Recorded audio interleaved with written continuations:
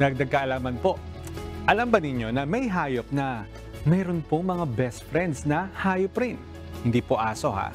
Walang iba kundi ang mga baka. At ang matalik nilang kaibigan, syempre, mga baka rin at hindi tao. Ayon po sa mga eksperto, ang mga baka ay nakakabuo ng matibay na ugnayan o relationship sa isa't isa. Nakita ng mga siyentipiko na ang mga baka ay sumasama ng matagal na panahon sa mga kapwa nila baka na kapareho nila ng katangian. So basically, ang mga baka ay gaya rin ng mga tao. Napapalapit tayo sa mga tao na may kapareho po tayo ng interes. At eto pa, ang mga baka ay nakikipagkaibigan sa kapwa nila baka sa buong buhay nila. Kaya lang ang medyo nakakalungkot, naobserbahan po ng mga eksperto na nai-stress at nahihirapan ng damdamin ng mga baka kapag napapalayo sa kanilang mga kaibigan.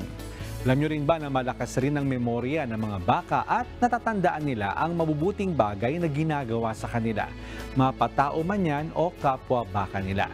Minsan nga, nagtatanim pa daw ito ng mga galit sa mga baka na hindi sila tinatrato ng maganda.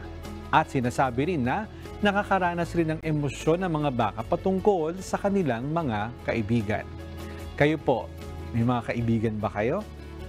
Sana po may natutuhan kayo at laging tatandaan, mapalad po ang tao na nakakasumpo ng karunungan at ang tao na nagtatamo ng kaunawaan.